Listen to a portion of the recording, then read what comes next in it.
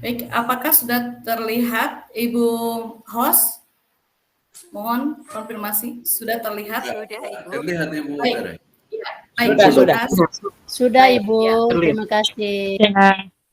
Baik, Bapak Ibu. Jadi yang akan saya share pada malam hari ini adalah terkait dengan asesmen formatif. Di sini saya beri judul asesmen formatif yang menarik, menantang, dan menyenangkan atau disingkat 3M dalam implementasi kurikulum Merdeka. Sebelumnya, perkenalkan terlebih dahulu, nama saya adalah Teresia Sri Rahayu. Saya biasa dipanggil dengan nama Ibu Tere, dan saya adalah guru kelas 5 di SD Katolik Wemomungu. Di samping itu, puji Tuhan saya di beberapa tahun ini mendapat tugas tambahan lain dari kementerian. Yang pertama adalah saya sebagai penulis ATP dan MA pada platform Merdeka Mengajar. Kemudian saya juga sebagai Duta Teknologi Kemendikbudristek dari Provinsi NTT tahun 2022. Dan kemarin saya juga mendapatkan beasiswa Australia dan juga short course ke Malaysia. Dan yang terbaru, saya di sini menjadi guru SD inovatif dari Provinsi NTT untuk tahun 2023. Ya, seperti itu Bapak Ibu terkait dengan profil diri saya. Kemudian untuk berikutnya yang akan kita bahas pada malam hari ini, nanti kita akan menyimak. Yang pertama itu adalah pemaparan terkait dengan seperti apa konsep asesmen, khususnya asesmen formatif dan juga bentuk asesmen formatif yang dapat kita lakukan. Jadi sebelum saya lanjutkan bahwa dalam implementasi kurikulum Merdeka, Bapak Ibu akan mengenal yang namanya asesmen. Nah, asesmen dalam implementasi kurikulum Merdeka itu bukan hanya asesmen formatif. Nanti akan ada alasan atau latar belakang kenapa malam hari ini saya secara khusus membahas terkait dengan asesmen formatif. Seperti itu Bapak Ibu ya. Jadi asesmennya itu kan ada asesmen awal pembelajaran, asesmen formatif, dan asesmen sumatif. Nah, asesmen sumatif itu sendiri nanti ada asesmen sumatif lingkup materi dan juga ada asesmen sumatif akhir semester. Itu yang biasa kita lakukan ya Bapak Ibu.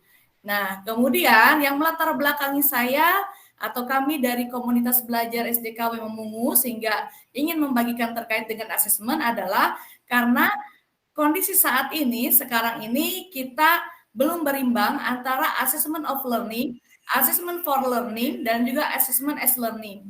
Nah, kita tentu sudah mengetahui bahwa ketika kita melaksanakan suatu pembelajaran, kita akan berhadapan dengan yang namanya assessment.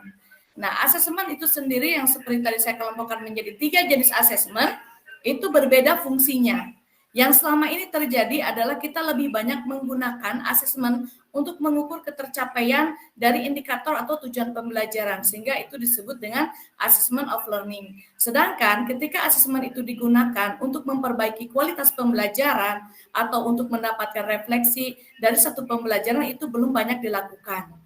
Nah, harapannya dengan adanya implementasi kurikulum Merdeka saat ini, itu bisa setidaknya berimbang antara assessment of learning, assessment for learning, maupun juga assessment as learning. Nah, lalu posisinya di mana? Kalau didasarkan kepada visualisasi piramida seperti ini, Bapak Ibu bisa melihat bersama bahwa yang perlu atau yang harusnya lebih banyak proporsinya, itu di bagian bawah itu adalah lebih kepada assessment formatif.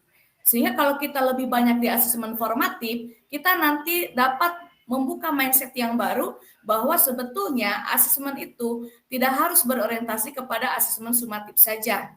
Jadi yang lebih didukung di sini atau yang lebih ingin ditekankan di sini adalah bahwa proses itu lebih harus diperhatikan dibandingkan kalau kita hanya sebagai guru melihat hasil akhirnya saja yang diperoleh oleh siswa. Kadang kita mengabaikan penilaian-penilaian yang terjadi pada saat proses pembelajaran, tapi kita lebih mementingkan nilai-nilai rapot atau nilai-nilai pada sumatif akhir semester. Seperti itu Bapak Ibu maksudnya.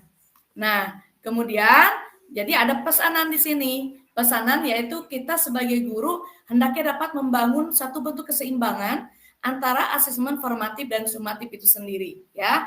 Nah, dalam rangka ini maka saya ingin berbagi kepada Bapak Ibu semua, nanti ada praktik baik yang sudah saya lakukan terkait dengan asesmen formatif seperti itu ya.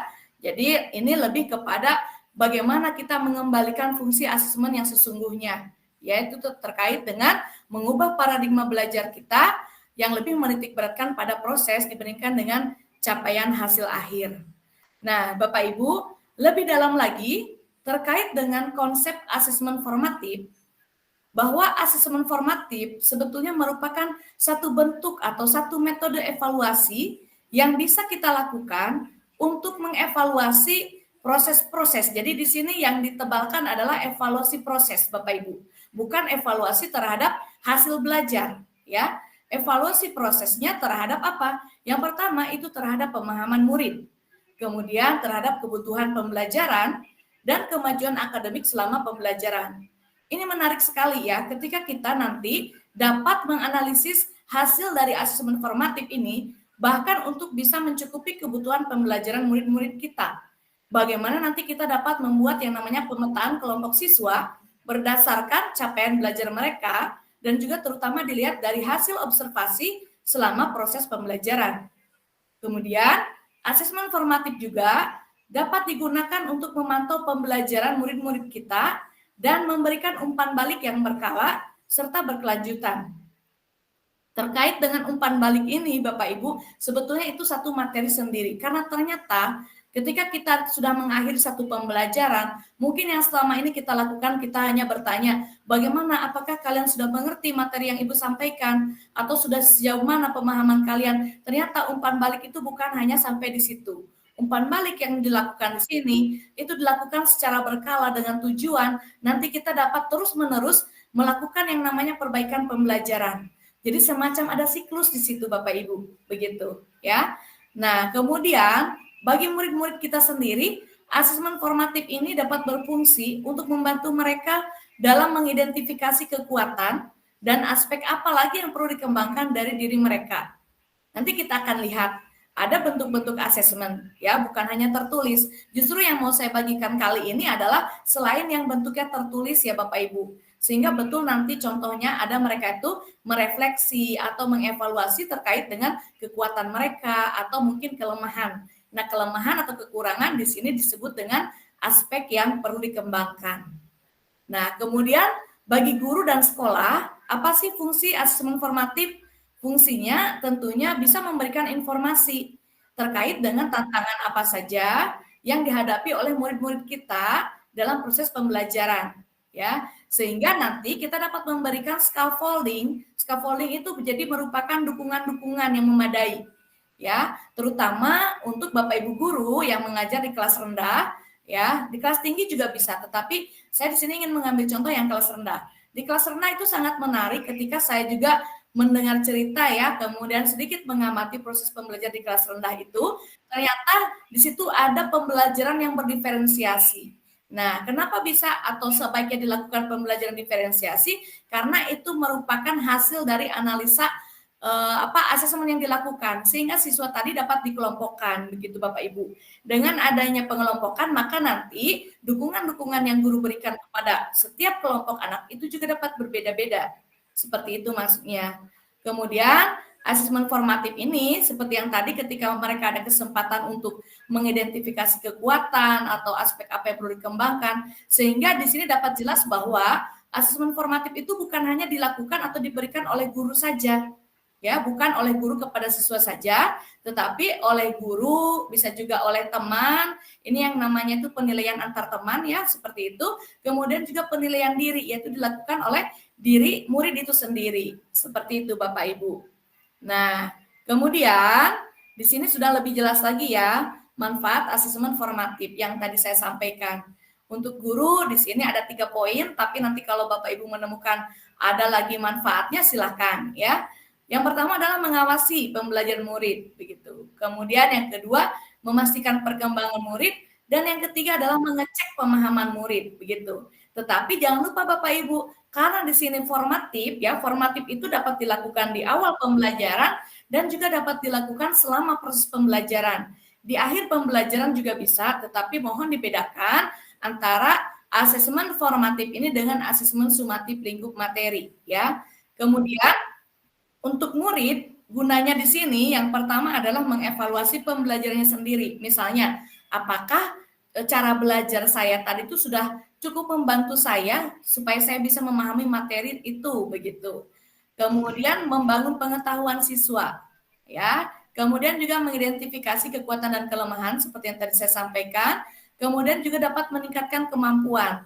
Kenapa kok bisa seperti ini untuk murid? Karena ketika tadi ada umpan balik yang diberikan oleh murid secara berkala, kemudian ada dukungan-dukungan yang diberikan oleh guru, maka otomatis nanti akan terjadi peningkatan kualitas pembelajaran. Sehingga dampaknya nanti terjadi juga peningkatan kemampuan dari siswa itu sendiri. Seperti itu Bapak Ibu. Sebagai contoh yang tadi saya gambarkan ya, kalau di kelas rendah misalnya ada pengelompokan dalam hal mereka keterampilan literasi yaitu membaca. Di awal itu mereka melakukan misalnya ada yang masih di kelompok huruf misalnya untuk kelas 1 begitu ya. Nah, dengan adanya dukungan-dukungan yang diberikan dari guru, kemudian ada umpan balik yang ditunjukkan oleh siswa selama proses pembelajaran, berikutnya dia akan bisa meningkatkan yang tadinya baru di tahap atau di level membaca huruf, bisa meningkat ke level berikutnya, yaitu membaca suku kata. Demikian juga yang ada di level suku kata, maka bisa meningkat lagi kemampuannya di level kata, dan seterusnya. Seperti itu. Nah, Bapak Ibu, seperti apa sih sebenarnya bentuk-bentuk asesmen formatif? Di sini yang saya soroti ya Bapak Ibu, itu terkait dengan bentuk asesmen formatif yang tidak tertulis. Jadi memang ini secara garis besar bisa dikelompokkan menjadi dua, yaitu ada asesmen yang tertulis dan ada asesmen yang tidak tertulis. Nah, kenapa saya tidak membahas yang asesmen secara tertulis? Justru asesmen formatif ini itu memberikan ruang kreatif yang sebesar-besarnya kepada guru untuk bisa mengambil bentuk asesmen yang lain selain yang tertulis. Kenapa? Karena yang tertulis itu sudah biasa dilakukan. Bahkan saking sudah biasa dilakukan, kadang-kadang siswa itu merasa bosan. Ya, misalnya mereka sudah selesai membaca satu bacaan. Lalu nanti kita memberikan soal-soal dalam bentuk tertulis. Silakan kerjakan soal nomor 1 sampai 5 sesuai isi bacaan misalnya. Ya, boleh juga untuk mengecek pemahaman. Tetapi ternyata nanti kita lihat nih, terutama yang saya bagikan kan ini yang bukan tertulis ya. Tujuannya sama ya Bapak Ibu nanti untuk melihat seperti apa sih atau mengecek pemahaman siswa itu sejauh mana gitu ya. Tetapi bukan yang secara tertulis. Tuh ya. Yang pertama di sini adalah melalui diskusi kelas. Bisa tidak ya anak kelas 1 atau kelas rendah SD ya, walaupun tadi ada juga yang mendaftar SMA gitu ya. Tapi diskusinya ini diskusi yang seperti apa? Bisa tidak ya kalau anak-anak itu kita latih untuk berdiskusi. Nah, kita lihat dulu, apa sih tujuannya dengan kita melakukan asesmen formatif dalam bentuk diskusi? Ya, tujuannya adalah untuk mengembangkan kemampuan berkomunikasi, ya, berkemampuan berkomunikasi murid di depan publik dan mereka berani untuk mengemukakan pendapat. Ini yang menarik ya, kadang kita dapati bukan hanya di anak-anak SD, anak SMP, anak SMA, apalagi kalau misalnya sudah dalam forum diskusi, kalau kita betul-betul mengamati mungkin hanya beberapa anak saja yang mampu mengeluarkan argumen. Maksudnya ketika diberikan pertanyaan-pertanyaan yang sifatnya terbuka begitu ya, bagaimana, mengapa, kemudian atau mungkin ada jelaskan alasanmu, itu mereka masih ada yang merasa kesulitan untuk menjawab itu. Ataupun pertanyaan-pertanyaan yang sifatnya pertanyaan lanjutan.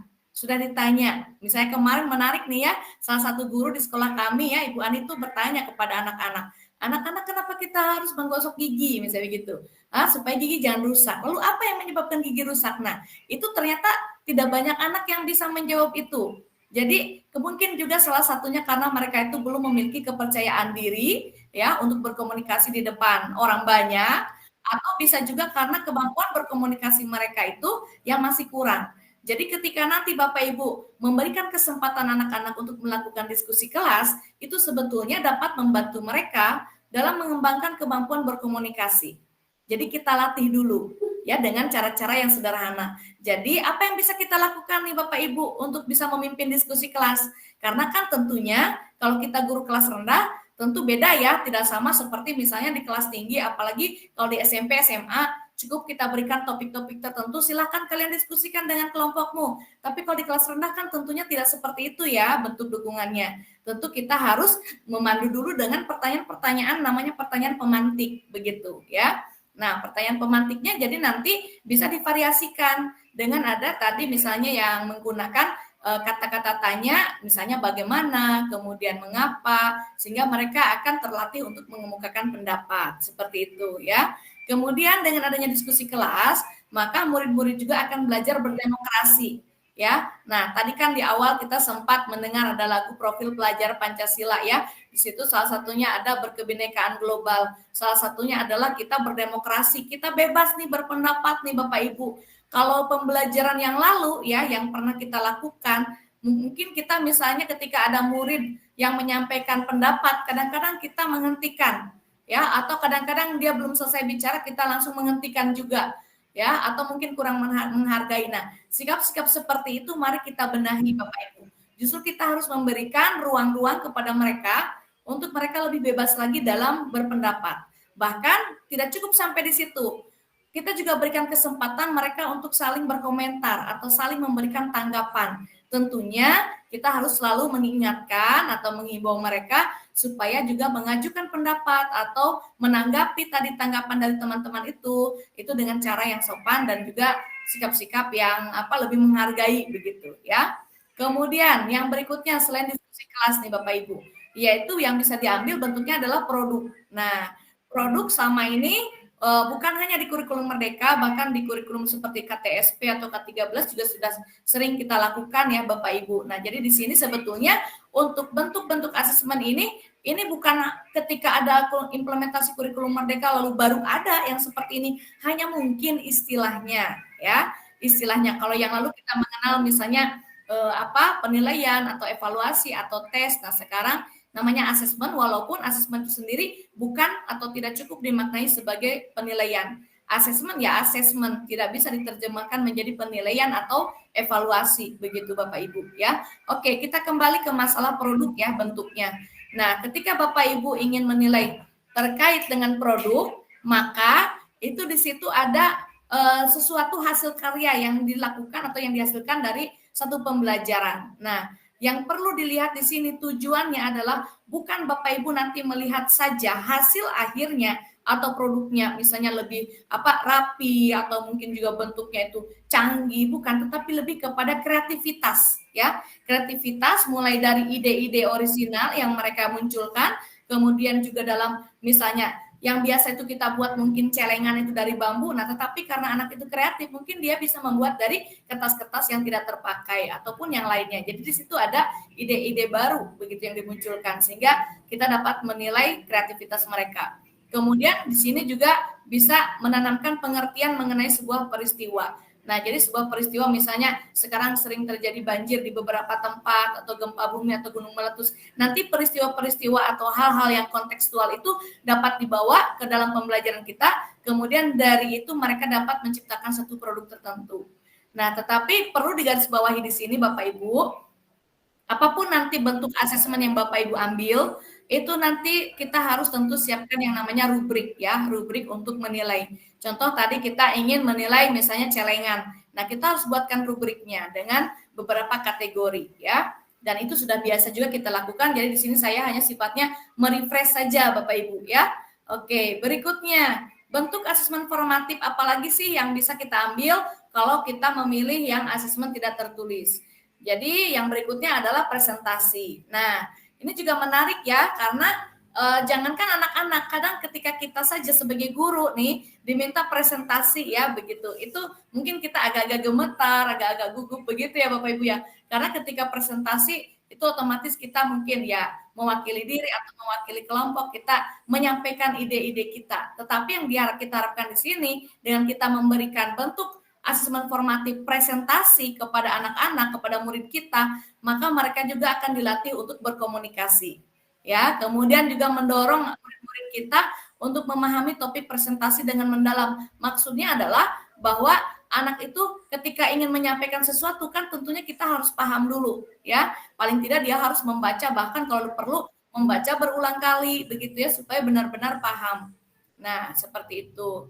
Kemudian berikutnya adalah drama. Nah, ini biasanya kalau di SD ya, anak-anak senang sekali nih fragmen atau drama ya, atau mungkin teater seperti itu. Karena di sini mereka bisa keluar yang berbeda, bukan hanya menjadi dirinya sendiri gitu ya. Mereka dapat mengambil kemampuan untuk bermain peran ya dalam seni peran, dan di situ akan nampak sekali bagaimana anak-anak itu menghayati peran yang mereka lakonkan itu begitu. Kemudian juga akan lebih jauhnya lagi adalah mendorong anak-anak kita untuk melihat sebuah masalah dari perspektif atau sudut pandang yang berbeda, sehingga dapat menumbuhkan jiwa empati dan berpikir kritis.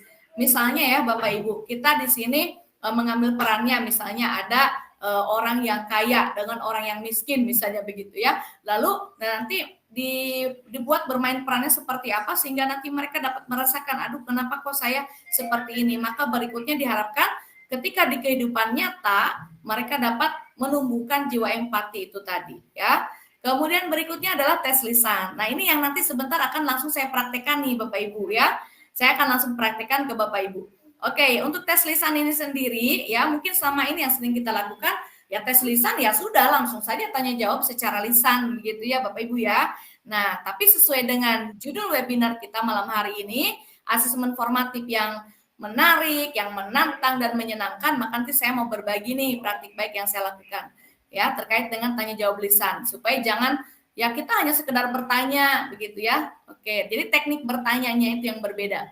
Berikutnya adalah tes lisan ini gunanya untuk mengkonfirmasi ya pemahaman murid-murid kita terhadap pembelajaran atau materi yang sudah kita sampaikan tadi, dan kita di sini dapat menjadikan itu sebagai bagian dari upaya mendapatkan umpan balik. Nah, Bapak Ibu, jadi ini adalah bentuk-bentuk asesmen formatif yang tidak tertulis ya. Jadi tadi itu ada diskusi kelas, kemudian juga ada produk, lalu ada presentasi, drama, dan tes lisan. Nah, lalu saya di sini izin berbagi ya kepada Bapak Ibu. Saya akan coba putarkan sebuah video. Video ini merupakan dokumentasi praktik baik yang sudah saya lakukan di kelas saya terkait dengan asesmen formatif. Ya, mohon ditunggu sebentar ya Bapak Ibu.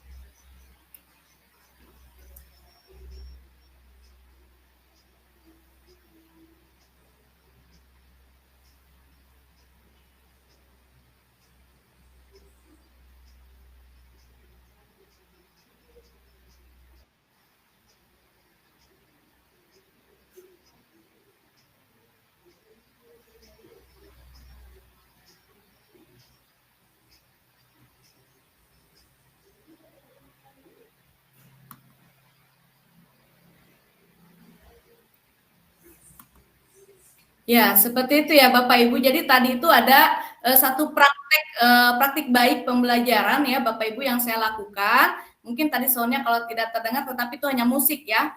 Nah, oke, sekarang saya lanjut ya Bapak Ibu ya. Jadi yang tadi itu saya tunjukkan sebetulnya merupakan sebuah bentuk asesmen formatif yang saya lakukan tadi, yaitu pada bagian tes lisan ya Bapak Ibu. Nah, pada bagian tes lisan itu, kalau yang tadi saya nyatakan bahwa biasanya kita tes lisan itu kan langsung pertanyaan-pertanyaan kepada siswa ya, kita lontarkan misalnya ada berapa pertanyaan, silakan siapa yang bisa jawab gitu kan. Tapi kalau Bapak Ibu lihat tadi, ternyata ya itu caranya atau teknik yang saya gunakan walaupun tes lisan itu berbeda ya. Jadi siswa tadi maju ke depan, kemudian mereka melihat di layar itu sudah ada beberapa kotak, kemudian membuka kotaknya itu satu persatu ya. Jadi satu siswa itu saya bilang, silakan kalian pilih kotak mana yang kalian mau. Nah, ternyata ada yang tersembunyi di balik kotak itu. Yang tersembunyinya yaitu pertanyaan-pertanyaan. Nah, ternyata ketika saya melakukan teknik asesmen formatif seperti itu sangat luar biasa ya. Anak-anak jadi yang tadinya mungkin kalau saya tanya lisan ya, itu mereka kayak tidak mau menjawab, tidak mau tunjuk jari begitu kan ya. Walaupun ada yang tahu jawabannya, tapi mereka tidak mau tunjuk jari Bapak Ibu, karena mereka merasa bosan atau ya mungkin kadang-kadang ada yang merasa takut, apalagi kalau tadi hanya tertulis ya. Tapi ketika saya buatkan semacam permainan, membuka kotak, mereka tempelkan jari mereka di papan tadi, seolah-olah papannya itu jadi papan digital ya Bapak Ibu. Ini mimpi ya, mimpi kita guru-guru yang ada di daerah itu untuk supaya punya papan yang interaktif ya. Nah, itu ketika disentuh, dia akan langsung membuka tuh kotaknya. Lalu anak langsung menjawab pertanyaannya apa dan mereka menjawab secara lisan.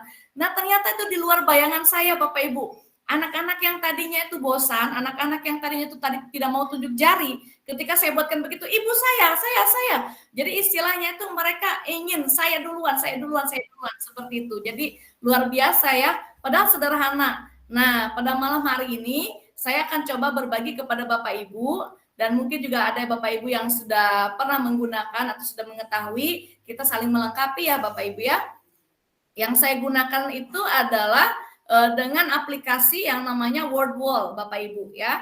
Nah, jadi selain WordWall sebetulnya ada juga aplikasi-aplikasi lain seperti Kahoot atau Quizizz ya, ataupun yang lain-lain yang bisa digunakan oleh Bapak Ibu. Jadi dengan adanya game atau permainan-permainan yang sederhana, nah tapi di situ ada unsur-unsur asesmennya, maka itu akan membuat siswa tadi berbeda cara pandang dan lebih mengaktifkan mereka gitu ya. Nah, di sini saya juga sudah siapkan panduannya secara tertulis, tapi saya akan coba untuk demo langsung kepada Bapak Ibu yang mudah-mudahan tidak ada kendala.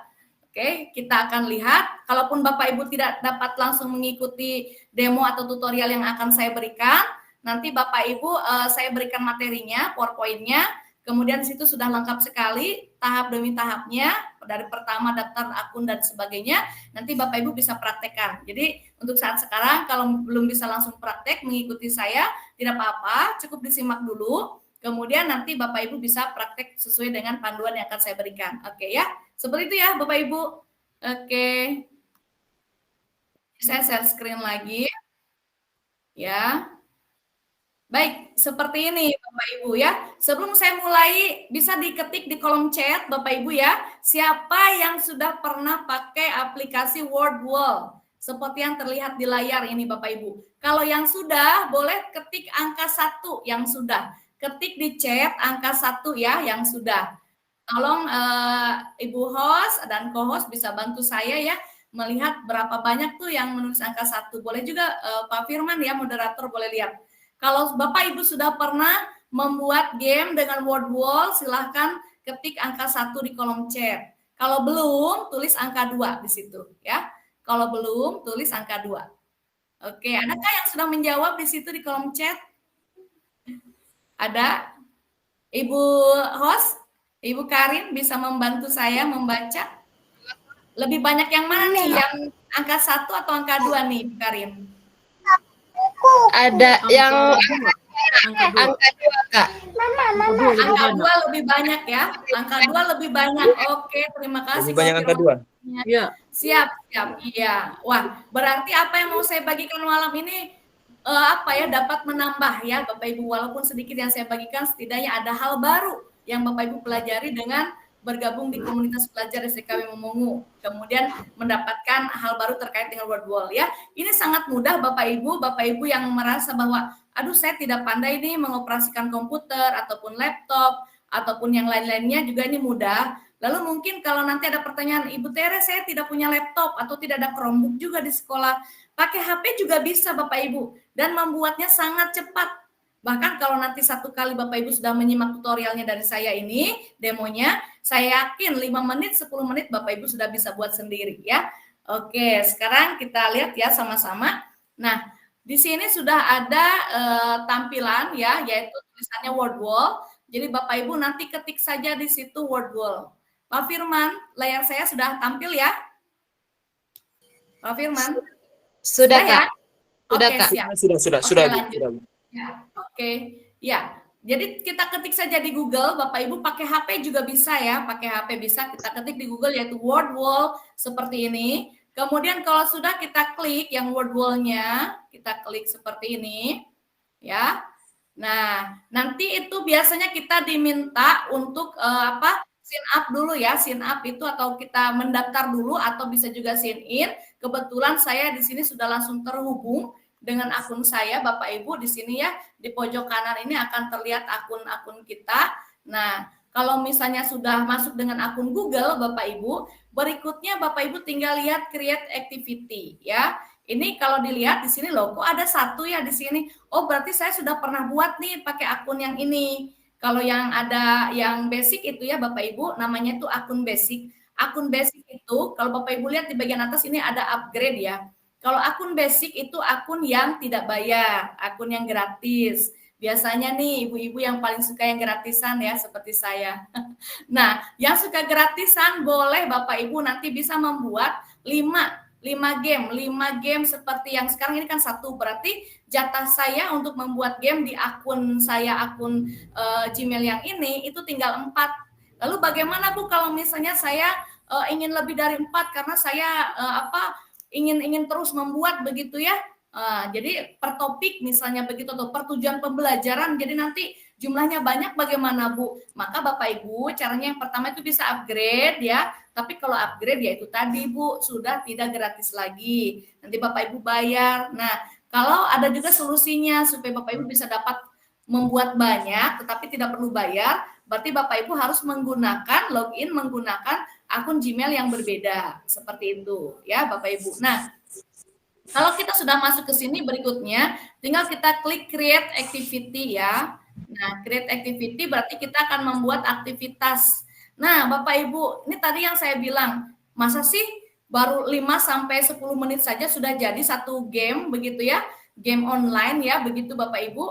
Masa bisa? Nah, bisa, sangat bisa karena di sini sudah disediakan template ya. Template itu sudah disediakan istilahnya itu malnya gitu ya. Sehingga kita bisa memilih nih macam-macamnya Bapak Ibu ya. Yang tadi yang saya pakai itu adalah yang ini. Jadi anak itu seolah-olah punya papan digital. Wih, keren ya. Anak yang sekolah di kampung tapi kalau sentuh mereka punya papan tulis, tiba-tiba ada yang hop, ada yang keluar gitu kan, keren ya Bapak Ibu, seperti papan digital ya kan. Nah, jadi saya pakai yang ini tadi, open the box. Kalau Bapak Ibu mau membuat yang berpasangan ya seperti menjodohkan, waktu itu kita bilang itu pakai match up begitu.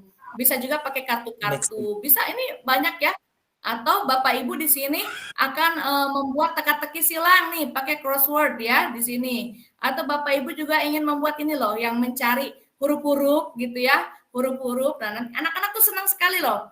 Apalagi kalau ada guru bahasa Inggris atau guru-guru yang bahasa Indonesia ya, cari kata pulpen di situ, mana ada yang miring dan sebagainya. Itu jadi tidak perlu manual lagi Bapak Ibu. Terus gimana Bu Tere kalau sekolah kita tidak ada sinyal dan lain-lain? Ini nanti bisa juga di print Bapak Ibu ya, tapi membuatnya Bapak Ibu online dulu begitu. Tapi ini akan lebih mudah dibandingkan Bapak Ibu membuatnya serba manual gitu ya. Saya yakin Bapak Ibu sekarang itu kan HP-nya juga sudah HP yang support dengan internet gitu ya. Jadi bisa HP-HP Android itu sudah bisa ini Bapak Ibu ya. Nah, kita pilih yang ini tadi ya, yang sesuai yang saya peragakan. Open the box begitu namanya ya Bapak Ibu. Nah, jadi open the box di sini boleh kita tuliskan topiknya. Misalnya topiknya terkait dengan norma begitu ya.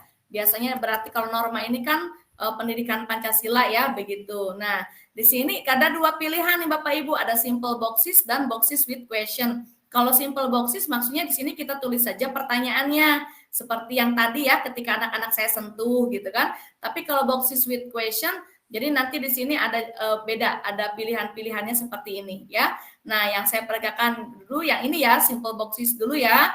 Yang simple nanti Bapak Ibu boleh mengotak-atik ya ini ya. Nah, coba deh saya mau coba yang berbeda dari Bu Tere, silahkan Bapak Ibu. Nah, di sini tinggal kita tulis pertanyaannya. Ingat topiknya tadi tentang norma ya. Jadi apa nih kira-kira misalnya? Apa yang dimaksud dengan norma? Misalnya begitu ya. Kita tinggal, nah ini kan pertanyaan sudah. Tuliskan jawabannya atau tidak? Tidak usah Bapak Ibu, tulis saja pertanyaannya begini.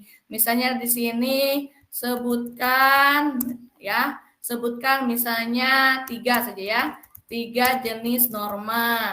Nah, bagaimana apa bisa tambah pertanyaan? Bisa Bapak Ibu, sebanyak apa batasnya ini terus. Makanya ketika anak-anak di kelas saya itu ada 22 anak, ya saya buatkan 22 kotak Bapak Ibu. Bahkan bisa ditambah satu atau tambah berapa ya, supaya ada kotak-kotak yang istilahnya tuh rebutan lah, atau mungkin kotak-kotak bonus, begitu boleh Bapak Ibu. Tapi usahakan ya, kalau Bapak Ibu nanti tujuannya bukan berkelompok, usahakan kotak-kotak yang dibuat ini sebanyak muridnya Bapak Ibu. Ya, supaya apa? Supaya anak-anak itu jangan merasa, loh kok saya tidak disuruh ke depan, atau loh kok saya tidak diberi kesempatan ke depan. Nah, seperti itu Bapak Ibu, karena setiap anak mempunyai kesempatan yang sama. Aduh, ini terlalu banyak, saya mau 2 saja. Nah, ini bisa dihapus Bapak Ibu, begini. Saya mau tambahkan gambar, silahkan klik gambar, add image ini ya. Saya mau tambahkan suara, boleh juga Bapak Ibu, begitu ya. Bebas, nanti silahkan dieksplor lagi ya Bapak Ibu. Nah, kalau sudah nih cukup misalnya 2 ya, nah, klik done atau klik selesai. Nah, dia akan otomatis menyimpan nih Bapak Ibu. Nah, kemudian tampilannya nanti akan muncul seperti ini. Tuh, sudah muncul saja nih tulisannya start ya untuk mulai. Jadi kalau ada tanda seperti ini, sebetulnya siswa itu sudah mulai langsung bermain Bapak Ibu. Tapi, nah kalau kita mau lebih-lebih lagi buat menarik nih, kita di sini dapat mengubah ya tampilannya itu misalnya dalam bentuk TV game show. Tuh, nanti tampilannya beda ya. Seperti kalau kuis-kuis waktu itu di RCTI ya, zaman-zamannya kita SD tuh banyak sekali game show-nya ya, kuis-kuis. Nah, kemudian seperti ini misalnya yang party. Ya, siapa nih Bapak Ibu yang suka pesta-pesta ya? Nah, ini boleh tuh dibuat jadi ada balon-balonnya di situ. Keren ya Bapak Ibu ya. Dan juga bentuk-bentuk yang lain. Ada yang bentuknya awan nih. Jadi untuk anak-anak kelas rendah, anak SD, tapi jangan dikira ini hanya untuk SD ya. SMP, SMA juga bisa Bapak Ibu. Tinggalkan nanti dari pertanyaan-pertanyaannya itu aja yang menyesuaikan. Misalnya saya mau bentuk yang ini ya. Kita coba ya. Tuh, start. Ini nomor 1. Buka ya. Buka. Ayo Bapak Ibu pilih mau dibuka yang mana? Nomor 1 atau nomor 2? Ketik di kolom chat yuk. Silakan nanti host dan co-host bisa bantu baca ya. Siapa yang duluan tuh? Yang duluan ngisi di ketiknya itu angka 1 atau angka 2? Adriani. Yang mana? Nomor 2. Nomor 2, oke. Adriani nomor 2, Maria Hendrika nomor 2. Jadi kita pilih nomor 2 ya. Nah, kita pilih nomor 2 nih. Nomor 2, Bu. Oke, tidak mau ganti yang lain, jangan sampai ada kulkas di belakang nomor 1 ya. Ini seperti deal or no deal jadinya. Nah, kita klik nih nomor 2. Wih, keren ya Bapak Ibu ya. Tuh, bayangkan nanti ini Bapak Ibu tampilkan pakai InFocus ya. Pakai InFocus seperti saya tadi, lalu sorotkan di tembok atau di papan tulisnya, lalu nanti anak akan menyentuh dengan jari mereka, ting, dan langsung terbuka, seperti anak-anak saya. Jadi mereka tuh heboh sekali Bapak Ibu. Menarik, menantang, menyenangkan. Jangankan anaknya, saya saja gurunya, saya juga merasa penasaran apa sih? Karena ketika tadi saya menulis nomor 1 itu apa, nomor 2 apa, nanti sistemnya di dalam itu akan mengacak pertanyaannya gitu Bapak Ibu. Jadi saya sudah tidak tahu nomor 1 tadi pertanyaannya apa, begitu tidak. Jadi memang betul-betul menantang juga, dan anak langsung maju ke depan, klik langsung terbuka, langsung harus jawab gitu ya. Nah, oke, seperti itu Bapak Ibu. Jadi kita juga senang. Nah, bagaimana kalau kita mau membagikan ya, tinggal Bapak Ibu klik share di sini ya. Kemudian tinggal ini lihat, ini ada 2 ya tampilannya, ada private dengan publish. Jadi kita klik publish di sini. Jangan klik yang private ya. Klik yang publish supaya nanti linknya itu bisa kita dapat. Nah, ini. Jadi Bapak Ibu, kalaupun misalnya mau ngasih PR nih gitu, tapi PR-nya berbentuknya permainan, ya ini salah satunya. Jadi PR itu tidak harus dari LKS. Wah, itu udah nggak zaman anak-anak sekarang ya Bapak Ibu ya. Tapi ingat, kalau Bapak Ibu nanti mau ngasih PR seperti ini, pastikan dulu Bapak Ibu bahwa anak-anak yang ada di kelasnya Bapak Ibu itu yang pertama punya perangkatnya, entah dia HP, yang sekurang-kurangnya HP. Yang kedua, bagaimana mereka pulsanya atau paket datanya gitu ya. Kita harus pastikan dulu, karena jangan sampai kita maksudnya sebenarnya baik sih ya, memberikan ini sesuai dengan teknologi, sesuai dengan zamannya anak-anak zaman now katanya begitu. Tetapi kita harus survei dulu. Saya ingat tuh di kelas saya pernah berikan yang namanya lembar All About Me ya Bapak Ibu. All About Me itu adalah segala sesuatu tentang saya. Nah, di situ nanti mereka tuliskan diantaranya misalnya ya, nanti kita kan bisa rancang apa-apa yang perlu kita butuhkan datanya. Misalnya nomor HP orang tua, Kalau misalnya tidak ada, nanti kita tanya, betul tidak ada HP di rumah, misalnya begitu. Ataupun yang kalau kalian pakai HP itu untuk apa? Itu boleh dituliskan di situ. Di kelas saya ada ya. Nah, kemudian di sini tinggal kita copy, kita share linknya kepada kalau misalnya ada grup WA di sekolahnya Bapak Ibu, itu grup WA kelas maksudnya bisa di-copy kemudian di-share ke mereka begitu. Atau kalau kita misalnya mau share di media sosial bisa tinggal pilih yang Facebook. Kalau waktu itu Bapak Ibu punya Google Classroom ya, kan ini tenar sekali ya Bapak Ibu di masa pandemi ya, atau mungkin sampai sekarang juga ada yang masih menggunakan Google Classroom, itu mudah sekali tinggal satu kali klik langsung ini bisa di-embed ke sana, bisa dikirim linknya ke sana. Atau bisa juga di sini Bapak Ibu kalau yang suka nulis nih seperti saya tadi sempat saya nampilkan di awal profil saya ada blog gitu yang saya buat dengan buku, nah bisa disematkan ke situ. Kemudian bisa juga dipakai QR code gitu ya, kode-kode itu. Nah, seperti itu ya Bapak Ibu terkait dengan bagaimana kita membuat bentuk asesmen formatif yang menarik, yang nah, tuh. Kemudian untuk kita semua ya Bapak Ibu di sini saya ada satu kesimpulan yang bisa saya bagikan. Jadi terkait dengan apa bentuk-bentuk yang tadi, kalau Bapak Ibu memang belum dapat mengikuti tutorialnya, jangan khawatir ya. Nanti di materi yang saya siapkan ini di PowerPoint ini ya Bapak Ibu, itu sudah ada step by step-nya, langkah demi langkahnya sudah ada. Ini sudah jelas Bapak Ibu tinggal mengikuti ya, dan itu tidak sulit begitu ya. Ini sudah ada tuh Bapak Ibu ya, saya sudah buatkan juga Bapak Ibu. Nah, jadi kesimpulannya Bapak Ibu yang pertama ya, asesmen itu merupakan metode evaluasi yang dilakukan untuk kita melihat rangkaian proses demi prosesnya terkait dengan pemahaman murid, kebutuhan pembelajaran, dan kemajuan akademik selama proses pembelajaran. Kemudian dengan adanya implementasi kurikulum Merdeka, di mana guru itu lebih fleksibel, lebih diberikan ruang kreatif yang sebanyak-banyaknya itu, maka diharapkan guru juga nanti memberikan proporsi yang lebih banyak pada pelaksanaan asesmen formatif itu sendiri dibandingkan dengan hanya menitikberatkan orientasinya pada asesmen sumatif atau berdasarkan di hasil akhir saja begitu ya. Kemudian yang berikutnya bahwa asesmen formatif itu dapat kita buat menjadi lebih menarik, menantang dan menyenangkan jika diintegrasikan dengan permainan-permainan. Contohnya Kahoot, Quizizz atau yang tadi saya demokan yaitu word wall. Nah, seperti itu Pak Firman dan Bapak Ibu semua yang bisa saya bagikan sedikit memang yang saya bagikan. Tapi semoga yang sedikit itu bisa bermanfaat ya untuk kita semua Bapak Ibu. Nah, oleh karena itu waktu saya kembalikan kepada Pak Firman sebagai moderator. Oke, terima kasih kepada Ibu. Terima kasih Ibu pemateri yang telah memberikan materi pada malam hari ini. Baik, kita akan lanjut yang berikut. Baik Bapak Ibu sekalian, pada malam hari ini banyak Ibu pemateri menjelaskan tentang asesmen formatif yang menarik, menantang, dan menyenangkan. Mungkin kita akan belajar tentang pembelajaran yang seperti apa dan lain-lain. Oke, kita yang selanjutnya kita akan lanjut pada sesi tanya jawab. Nah, di sini Bapak Ibu pada malam hari ini kita akan lanjut dengan sesi tanya jawab. Sesi yang pertama diberikan 2 pertanyaan. Untuk sesi yang pertama hanya diberikan 2 pertanyaan. Kepada Bapak Ibu, waktu saya berikan.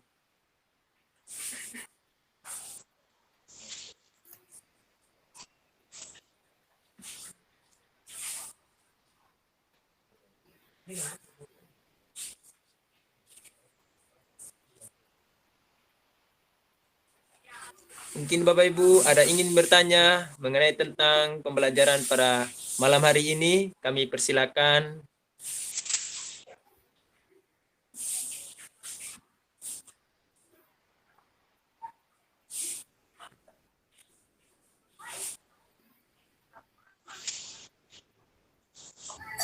Sepertinya belum ada pertanyaan ya. Berarti sudah jelas semua tuh. Apakah masih ada pertanyaan? Ya, Mungkin dari dari Bapak saya Kadif bisa bertanya. materi. Iya, silakan Bapak Kabid. Ah, ya mohon izin Silakan Bapak. terkait dengan asesmen ya terkait dengan asesmen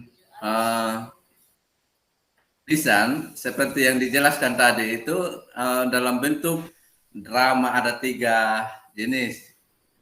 Nah, kira-kira solusi apa yang harus dilakukan oleh Bapak Ibu guru apabila di sekolah itu dalam hal ya teknologi seperti laptop atau LCD begitu Ibu narasumber tidak memadai, ya seperti apa yang harus kita lakukan begitu? Karena keterbatasan sarana prasarana. Itu saja Ibu narasumber. Ya. Oke, kepada Ibu kami persilakan untuk menjawab. Baik, terima kasih Pak Firman dan terima kasih Bapak Kabid yang sudah mungkin sepertinya mewakili juga pertanyaan guru-guru yang lain ya, tapi sepertinya karena kita baru perdana nih mengadakan kegiatan jadi masih malu-malu ya Bapak Ibu untuk bertanya. Ya, terima kasih Bapak. Jadi yang memang tadi yang saya sampaikan atau saya bagikan praktik baiknya adalah terkait dengan bagaimana saya membuat satu bentuk asesmen formatif dengan memanfaatkan TIK ya. Di situ jelas yaitu ada InFocus, kemudian juga ada laptop Bapak Ibu ya, dan tentunya karena itu secara online berarti membutuhkan jaringan internet. Lalu bagaimana jika dalam sehari-hari begitu ya, Bapak Ibu berada di sekolah